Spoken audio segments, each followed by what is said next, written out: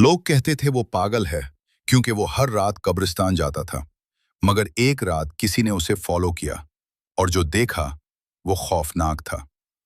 गांव के किनारे एक पुराना कब्रिस्तान था जहां दिन में भी लोग जाने से डरते थे। मगर एक लड़का, अली, हर रात ठीक 12 बजे वहां जाता था।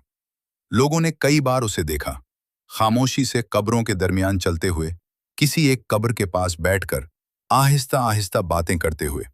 गांव वाले कहते थे, ये लड़का ठीक नहीं, इस पर कुछ साया है। एक दिन उसके दोस्त हसन ने फैसला किया, आज मैं इसका राज जानकर रहूंगा।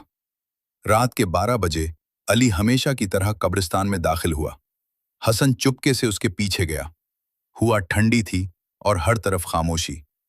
अली एक कब्र के पास जाकर रुक गया और धीरे से बोला, अम्मी, मैं आ गया। हसन चूक गया। अली कब्र के पास बैठ गया और कहने लगा, अम्मी, आज भी सबने मुझे पागल कहा, मगर मुझे कोई फर्क नहीं पड़ता क्योंकि मुझे मालूम है आप यहां हैं और मेरी बातें सुन रही हैं। ये सुनकर हसन की आंखों में आंसू आ गए, मगर अचानक हुआ तेज हुई और हसन ने साफ सुना, कब्र के अंदर से एक मध्यम आवाज आई, बेटा, मैं हमेशा तुम्हारे साथ हूं। हसन के होश उड़ गए। वो दौड़ता हुआ वहां से भाग गया। अगले दिन पूरे गांव में बात फैल गई, मगर अली आज भी हर रात वहां जाता है। क्या वाकई वो आवाज सच थी या हसन का वहम? आप क्या सोचते हैं? कमेंट में जरूर बताएं।